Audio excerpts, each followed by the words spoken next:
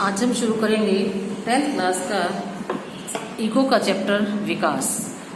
सबसे पहला क्वेश्चन है, विकास कहते किसको हैं? विकास का अभिप्राय अवनति की ओर बढ़ रहे समाज से भविष्य उन्मुख उन्नति की ओर अग्रसर हो रहे सामाजिक परिवर्तन से है, जो परिवर्तन सामाजिक, आर्थिक, आध्यात्मिक तथा मस्तिष्क संबंधी परिवर्तन की क्रिया द्वारा ही संभव है। मतलब विकास कहते किसको? विकास से अभिप्राय अवनति मीन्स नीचे की ओर जा रहे समाज से भविष्य में उसको ऊपर उठाने की, उन्नति की ओर अग्रसर हो रहे सामाजिक परिवर्तन से, जो सामाजिक परिवर्तन हो रहे हैं।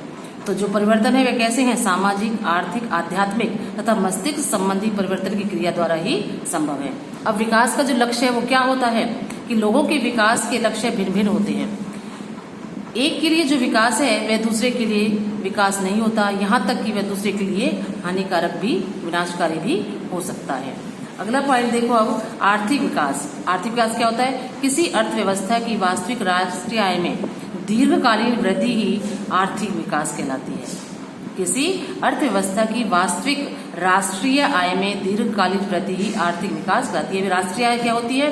राष्ट्रीय आय किसे कहते हैं? देश के अंदर उत्पादित सभी वस्तुओं और सेवाओं के मूल्य तथा विदेशों से प्राप्त आय। जो विदेशों से प्राप्त आय, तो जैसे विदेशों में जो हम आयात निर्यात होता है उससे जो है आय होती है, उसका जोड़ क्या कहलाता है? राष्ट्रीय आय कहलाता है। तो आर्थिक विकास का माप, विकास का माप क्या कैसे किया जाता है?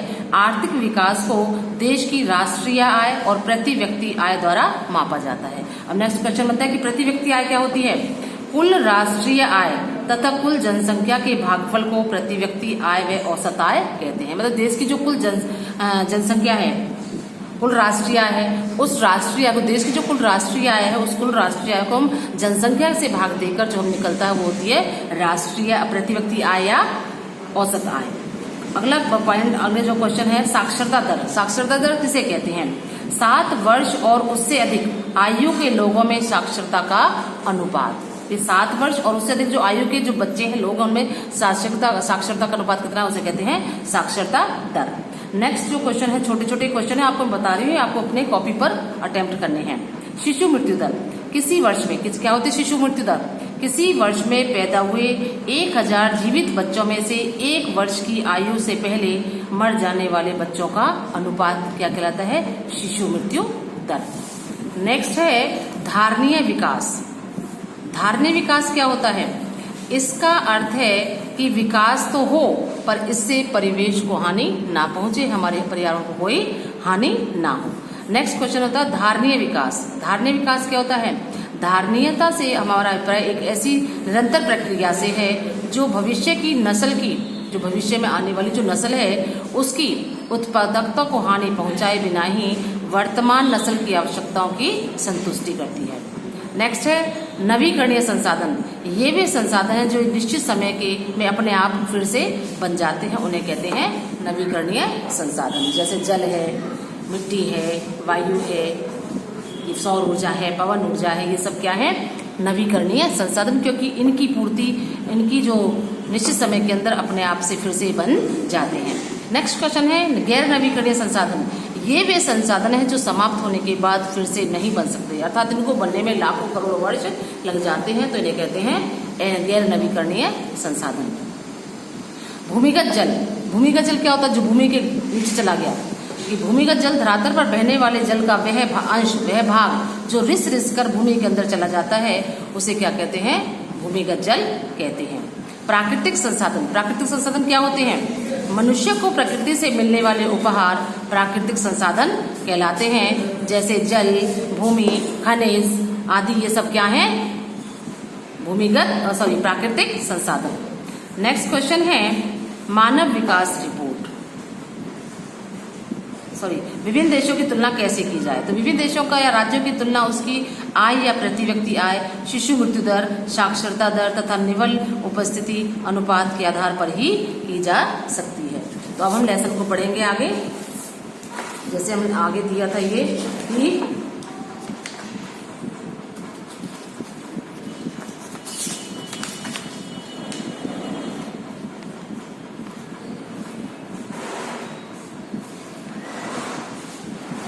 पढ़ा ना, विकास के लक्ष्य है कि लोगों के विकास के लक्ष्य भिन्न हो सकते हैं, और दूसरा, एक के लिए जो विकास है वह दूसरे के लिए विकास ना हो, यहाँ तक कि वह दूसरे के लिए विनाशकारी भी हो सकता है।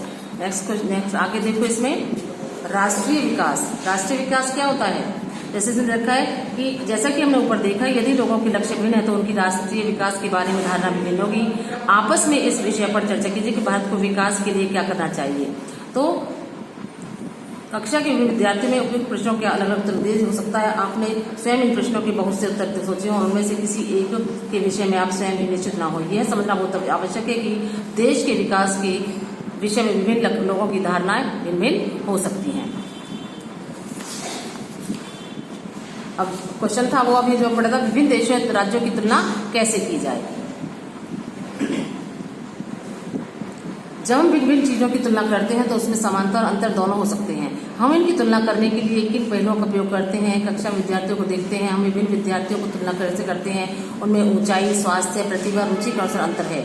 हो सकता है सबसे स्वस्थ व्यक्ति सबसे पढ़ाकू विद्यार्थी ना हो, सबसे बुद्धिमान विद्यार्थी हो सकता है मित्रता व्यवहार न रखता हो।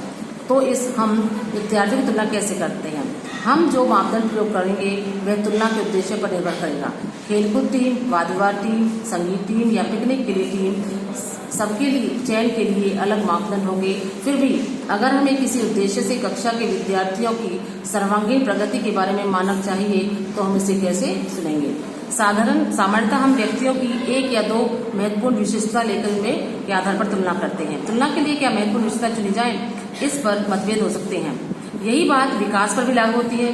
देशों की तुलना करने के लिए उनकी आय सबसे महत्वपूर्ण विशेषता समझी जाती है कि देशों की जो आय है उसके आधार पर उनमें जो तुलना की जाती है। जिन देशों की अधिक है उन्हें कम आय वाले देशों से अधिक विकसित समझा जाता है। यह इस समझ पर आधारित है कि अधिक आय का अर्थ है मानवीय आवश्यकताओं की सभी वस्तुओं का अधिक होना। जो भी लोगों को पसंद है और जो उनके पास होना चाहिए वे उन सभी वस्तुओं को अधिक आय के द्वारा प्राप्त कर सकेंगे। इसलिए ज्यादा आय अपने आप में एक महत्वपूर्ण लक्ष्य समझा जाता है। यह एक देश की आय क्या है?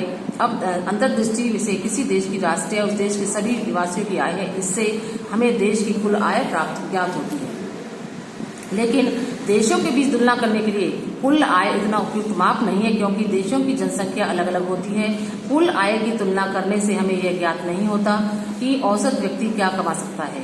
क्या एक देश के लोग दूसरे देश के लोगों से बेहतर हैं? इसलिए हम औसत की तुलना करते हैं, जो कि देश को कुल आय को कुल जनसंख्या के से बाहर देकर निकाली जाती है। औसत आय को प्रति व्यक्ति आय भी कहते हैं। अब विश्व बैंक की विश्व विकास रिपोर्ट के अनुसार देशों का वर्गीकरण करने में इस मापदंड का प्रयोग किया गया है। वे देश जिनकी 2016 में प्रति व्यक्ति आय 12,236 प्रति वर्ष या उससे अधिक है उसे समृद्ध देश, और वे देश जिनकी प्रति व्यक्ति आय 1,005 प्रति वर्ष या उससे कम है उन्हें निम्न आय वाला देश कहा गया है। भारत मध्यम वर्ग आय वर्ग के देशों में आता है, क्योंकि उसकी प्रति व्यक्ति आय 2016 में केवल 1840 प्रति वर्ष थी। समृद्ध देशों जिनमें मध्य पूर्व के देशों और कुछ अन्य देशों छोटे देश शामिल हैं नहीं हैं को आमतौर पर विकसित देश कहा जाता है। तो ये यहाँ पर हमने क्वेश्चन पढ़े।